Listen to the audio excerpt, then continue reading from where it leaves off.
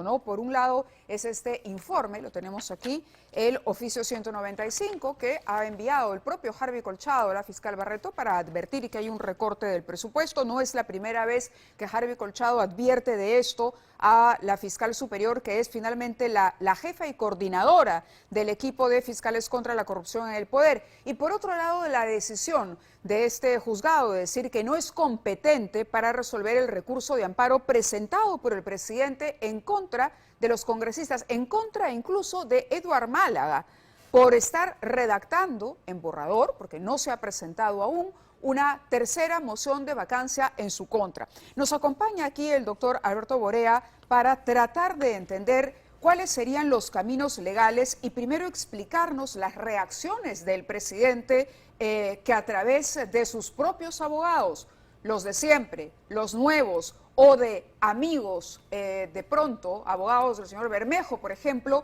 están presentando una serie de denuncias en contra de la Fiscalía. Doctor Borea, muchas gracias por estar con nosotros. Gracias, Mávila. Sí, creo que todos debemos de participar en este debate porque es un momento crucial para el país. Es un momento crucial para el país porque estamos frente a una figura que directamente está señalada como prohibida por el texto de 1993 y lo estaba por la Constitución de 1979, que es la figura del abuso del derecho. Y lo que está haciendo Castillo es abusando de lo que se señaló con otra concepción, con otra idea, dentro de un régimen que debía de funcionar verdaderamente de forma equilibrada, al usar el artículo 117 con la palabra solo. Tú puedes recurrir a él cuando efectivamente no hay una situación inmediata donde todos los días tú tienes un delito, un acusado, un prófugo, digamos, una falta de explicación, todo lo que hace Castillo, no de ahora, sino desde hace más de un año, y que ni siquiera dio la lista de los de Zarratea, y esto te digo solamente para darte el primero de los incumplimientos donde trata de esconder su precariedad, digamos, ética, ¿no es verdad? ¿Eso se podría considerar una infracción a la Constitución? Sí, claro, claro. ¿Un delito? Mira, hay una infracción a la Constitución y está claramente establecida cuando el ciudadano Castillo, digamos, ejerciendo el cargo de presidente de la República, viola el artículo 118, inciso 9, que dice que el presidente debe cumplir y hacer cumplir las sentencias y resoluciones de los órganos jurisdiccionales. Y los órganos jurisdiccionales le habían dicho con toda claridad que habían dicho urbi et orbi, es decir, a toda la sociedad, que Fray Vázquez tenía que estar detenido, que Bruno Pacheco en su momento tenía que estar detenido, que Juan Silva tenía que estar detenido y que ahora Alejandro Sánchez tenía que estar detenido, ¿no? Pero el presidente responderá que le prueben que él ha impedido que Silva sea detenido, que en su momento Pacheco sea detenido, o que Fray Vázquez también sea detenido. Lo que hay que probar acá es que él no ha hecho nada para cumplir y hacer cumplir esta norma. Es decir, es al revés, la carga de la prueba le corresponde a él. Sería muy sencillo que nos dijese verdaderamente si hay alguien que puede creerle el cuento del avión con Lai Vázquez en vez de John Vázquez, por ejemplo, o el tema de qué sucedió cuando fueron a buscar a la señorita Jennifer cuñada, Paredes, ¿no es verdad? en Palacio de Gobierno. Se apagaron las cámaras, entonces que nos explique, que dé cuenta de que él cumplió y hizo cumplir, y en consecuencia se esforzó por cumplir con su deber de acuerdo a lo que establece el artículo. ¿No es una lectura forzada esta? No, ninguna. ¿No es una lectura forzada? No, ninguna Porque lectura la sensación forzada. que hay, y yo le doy, un análisis que no es legal, Sí. pero un análisis, supongo, de ciudadano común, Sí. ¿no? Es decir, claro, la Constitución le pondría, de acuerdo a lo que han dicho algunos en sus interpretaciones, Sí. a través de este famoso 117, 17, sí. le pondría una camisa de fuerza al Congreso. Sí. No, porque no se puede, y a la Fiscalía, porque no Sí. se puede denunciar constitucionalmente Sí. al presidente por los motivos que éste señala. Sí. Sin embargo, eso quiere decir entonces que un presidente con indicios, evidencias indiciarias, como lo llama la Fiscalía, ¿no?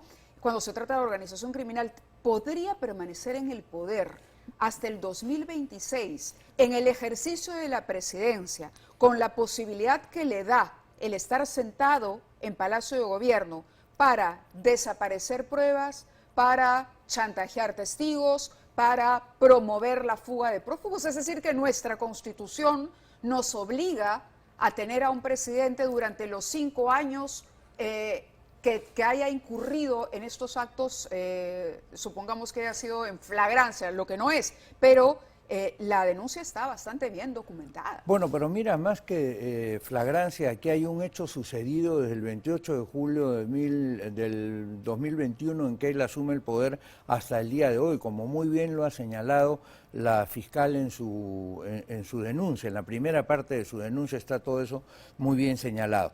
Es distinto cuando tú dices, por ejemplo, se está acusando caprichosamente o eventualmente se está acusando de una manera en que tú puedes decir sí o no si se ha cometido un acto o no un acto hace 15 años, hace 10 años, hace 5 años, hace 4 años, antes de que te eligieran. Ahora no es antes que te eligieran, es después de que te eligieran, ya has cometido una cantidad de cosas.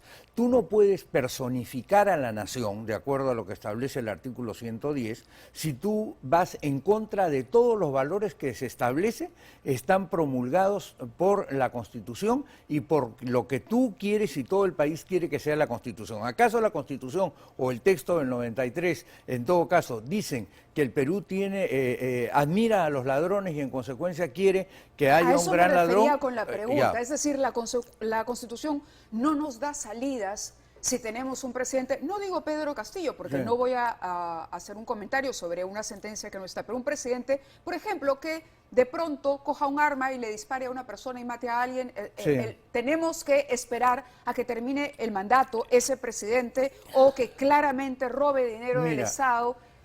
El derecho es una ciencia cambiante, el derecho es lo que se llama una ciencia de la cultura. Eso lo decía con toda claridad Hermann Heller, que era un gran teórico de la teoría del Estado y del derecho alemán hace 130 años, ¿ya? Y entonces no es una ciencia exacta, es una ciencia de la cultura, es una ciencia en donde tú dictas las normas de acuerdo a las necesidades que la sociedad tiene. Entonces, cuando se dictan estas normas, especialmente porque esta del 93 es una copia de la Constitución de 1979 en este punto, que trataba de impedir que caprichosamente se le siguiese al presidente procesos con el objeto de, digamos, distraerlo, de disminuirlo, etcétera, todo lo demás, ¿no es verdad? Pero ese fue el sentido en un momento histórico absolutamente diferente. ¿Qué sucede hoy día? Ninguna de estas cosas es caprichosa. Ha aparecido un fenómeno, porque esto es un fenómeno, lo que estamos viviendo no lo hemos vivido ni en el Perú, creo que en ningún país de América Latina, cuando se ha dicho que estaba dentro de un Estado de Derecho. Las dictaduras pueden hacer lo que quieren, pero los presidentes de derecho no. Entonces, frente a una circunstancia de esta naturaleza, el derecho tiene que responder, el derecho tiene que evolucionar. ¿Y cómo responde el derecho? ¿A través de una modificación de la Constitución? Pues, mira, ¿O la Constitución ofrece caminos? No, o yo creo que ofrece caminos. O sea, yo creo que si se plantea una... en el artículo 114 está establecida la suspensión temporal. La suspensión temporal que va a continuación de lo que dice el artículo 113, que dice que la Presidencia de la República vaca por 2, permanente incapacidad moral o física declarada por el Congreso. Si la incapacidad moral es permanente, entonces la sanción es la vacancia. Pero si no es permanente, si no es transitoria, si no es un momento en el que precisamente hay un conflicto de intereses entre el que está en el cargo y quiere defenderse, por ejemplo, quitándole el presupuesto a quienes están haciendo la investigación o escondiendo a sus amigos o impidiendo o dilatando, como dice la fiscal, que ese es el verdadero problema que existe para que algún subalterno pueda efectivamente no quedarse con los teléfonos, sino tirar los teléfonos al mar, como él le ordenó a Beder Camacho, ¿no es verdad? Entonces tú tienes que decir un momentito, ponte de lado, vamos a hacer una suspensión temporal mientras se tramita este proceso y eso está dentro del artículo 114 y es posible de ser desarrollado por el Congreso. El congresista Bazán ha dicho que de elegir el camino de la suspensión esto podría resolverse en 15 días. ¿Es así de rápido?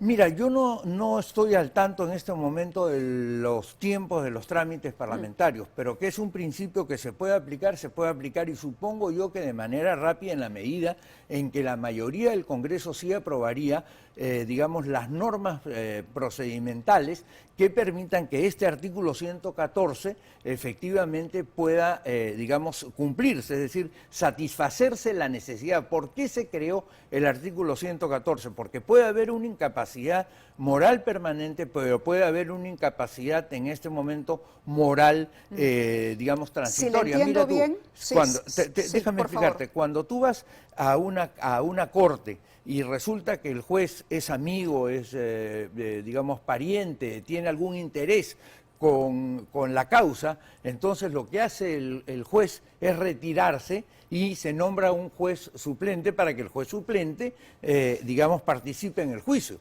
Entonces, en este caso, cuando él es el que está siendo discutido, pero además por un cerro de pruebas, aquí no hay nada inventado. Nadie le dijo que él tenía que ser amigo de Juan Silva, nadie le dijo que tenía que llamar a su primo o a su sobrino Fray, o a todos los que ha llamado que son de su propia cosecha, de su propia tierra, los ha llevado porque son paisanos de él, porque lo ayudaron en la campaña. Esos son los que están diciendo que este ciudadano Castillo ha cometido todos estos hechos, y esas sí son pruebas. Tú no puedes pretender que la única prueba sea el tema de Montesinos, o sea, digamos, el video, ¿no es verdad? Ya, el video sería el sumum, vamos a decir de alguna manera, ¿no? Pero entiendo que en organización criminal no se requiere incluso de esa prueba, y que hay pruebas directas por en los general, testimonios. lo que sí tienen que estar es bien concatenados los indicios, y los indicios no pueden dar lugar a dobles o triples interpretaciones. Pero en este caso, por ejemplo, vienen lo de los ascensos policiales, hay los pagos,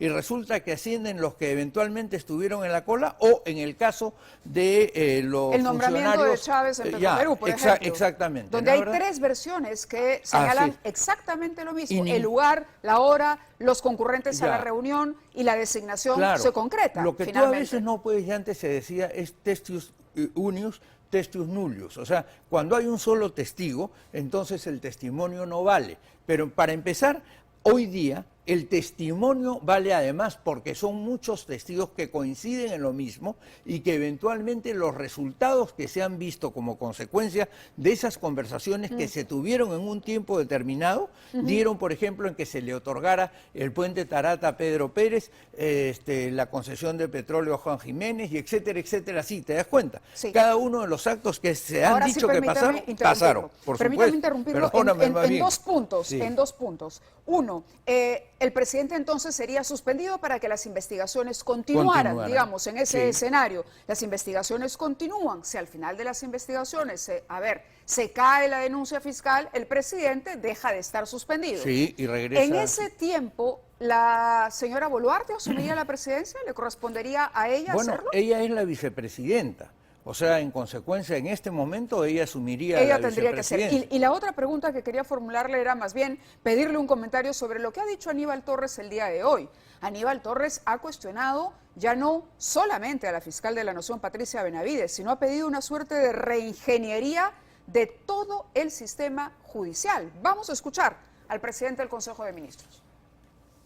Tenemos que cambiar en el país el sistema de la administración de justicia, porque nadie está libre de resbalar allí a el Palacio de Justicia.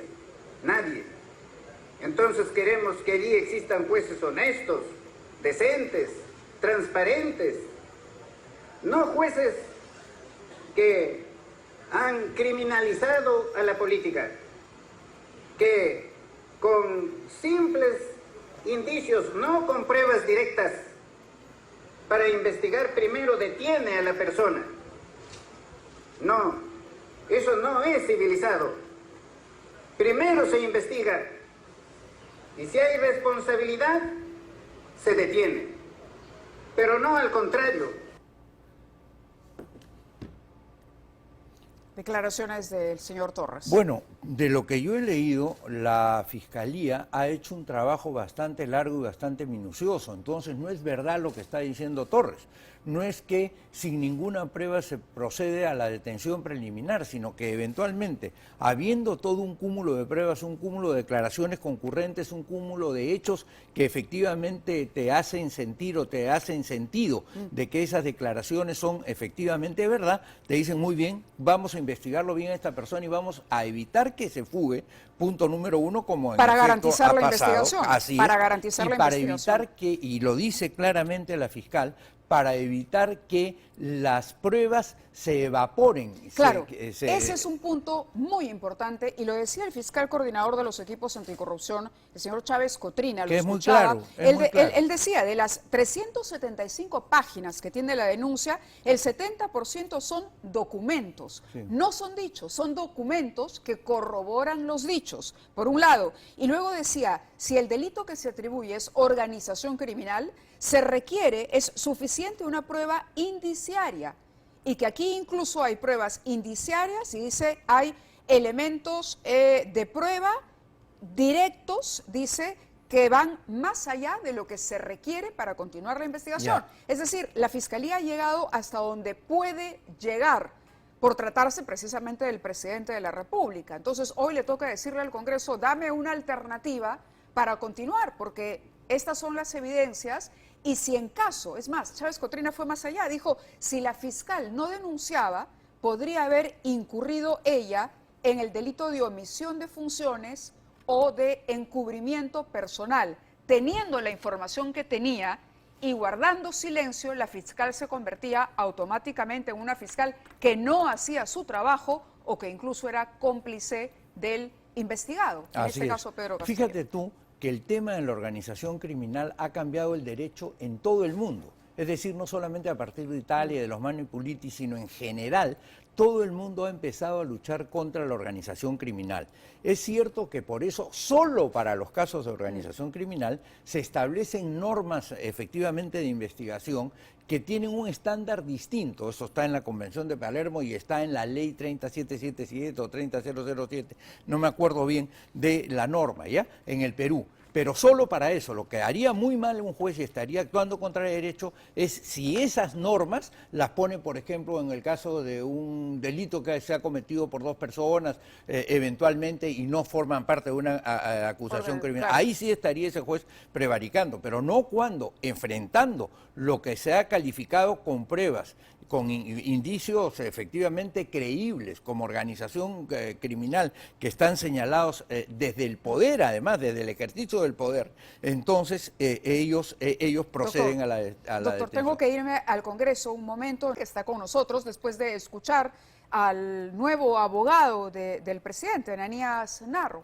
Bueno, mira, en primer lugar hay que dejar en claro una cosa que creo que el doctor Narro no ha tenido tiempo de revisar. Quien autoriza que se investigue este caso y que en consecuencia la Fiscalía continúe con las indagaciones que estaba haciendo es el juez supremo encargado de la causa, el doctor Checkley. Y él dijo, efectivamente, ustedes pueden investigar. No le ha dicho pueden acusar, por eso la fiscal llega a la investigación y le dice al Congreso, pongo en conocimiento de ustedes todo este cúmulo de cosas y todas estas conclusiones a las que yo llego. Ustedes vean qué cosas hacen. O sea, ha cumplido perfectamente con sus límites, no se ha extralimitado, ha llegado hasta donde podía haber llegado. Segundo, en esta demanda que ha planteado el doctor Narro, el abogado del presidente Castillo, ¿no es verdad? Digamos, dice que hay amenazas contra el derecho de Castillo. En primer lugar, ¿cuáles son las amenazas? Dice, el proyecto de ley que están tramitando el congresista Málaga y el congresista, o el proyecto de vacancia. La moción de vacancia. La moción de vacancia. La amenaza en el amparo para que proceda en las acciones de garantía tiene que ser cierta e inminente.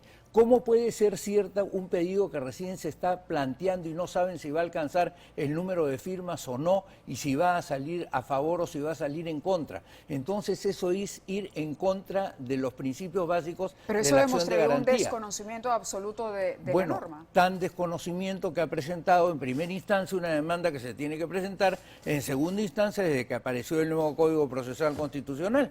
O sea, realmente... ¿Y qué le dice esto de las defensas del presidente Castillo? Porque además es otro abogado, ya no es ni siquiera Pachas o Benji Espinosa. Ellos ayer nos decían que no tenían idea de la presentación de este recurso. Bueno, yo creo que el doctor Narro tampoco tiene idea de lo que ha puesto en el recurso. Tampoco tiene idea de lo que ha puesto. Los caminos de la legislación son complejos, pero algo que reflexionábamos el doctor Borea y yo durante la pausa es la ley finalmente tiene que buscar, digamos, tiene que buscar la verdad, tiene que buscar, a ver, usted Tiene que dígalo, encaminar, lo que sí es, correcto. tiene que encaminar a la sociedad hacia los valores que la sociedad quiere llegar. Por ejemplo, si tú tienes un valor que es el valor de la honestidad para que se conduzca en la nación, tú no puedes decir todos los ciudadanos tienen que ser honestos porque van a ser si no castigados por las leyes, pero el presidente puede ser deshonesto. Tú no puedes decir todos los ciudadanos deben ser respetuosos con las personas del sexo opuesto, pero el presidente puede violar a quien quiera. Tú no puedes decir las personas no pueden matar a nadie, pero el presidente ese sí puede. No, pues, porque entonces ahí se viola la integridad del sistema, los valores del sistema constitucional. La Constitución, decía otro gran jurista que se llama Hans Kelsen, no es otra cosa que la norma hipotética fundamental. ¿Qué quiere decir eso? Que en el momento en que se hace una constitución, dentro de todas las posibilidades que hay en el mundo, se escoge una, esa es la hipótesis. Esa hipótesis es: queremos ser honestos, queremos defender los derechos humanos, queremos que el presidente sea efectivamente activo y todo lo demás. En consecuencia voy a armar todo mi entramado jurídico en torno a esto. Buscando eso. Exacto. Esa es la norma hipotética fundamental, no es la otra. Entonces, si la norma hipotética fundamental tiene estos valores, si hay una norma que contradice estos valores que son los que están en toda la Constitución, entonces hay una falla que tiene que ser eventualmente corregida. De acuerdo. Y fíjate tú, yo, discúlpame, pero me sentiría mal si no comparto este contigo. En 1757, Blackstone en Inglaterra, que es un gran jurista, podía decir, dice que el primero y el principal problema que hay en los estados es la mala administración de de los altos funcionarios. Como están como están en la confianza y el empleo tan altos en la confianza y el empleo público, esto suele ser castigado por el método de acusación parlamentaria. La traición, dice, es claramente un delito político, como lo vemos también ahora, un delito contra el Estado. Así también, dice Blackstone en 1757, el soborno y los intentos de los oficiales de corromper la administración del Estado. De acuerdo. De 1757. O sea que es un vigente. Un high treason, es un high misdemeanor. Eso es lo que están haciendo y no entienden porque, claro, el derecho no nació el día que Castillo llamó al doctor Narro, sino ha venido evolucionando hace 4.000 años. Muy bien, doctor. Muchísimas gracias al doctor Alberto Borea por haber estado con nosotros. Gracias a ti. Y tenemos que hacer una pausa, pero regresamos ya con la respuesta de los doctores Noblecilla y Atencio. Vamos a ver qué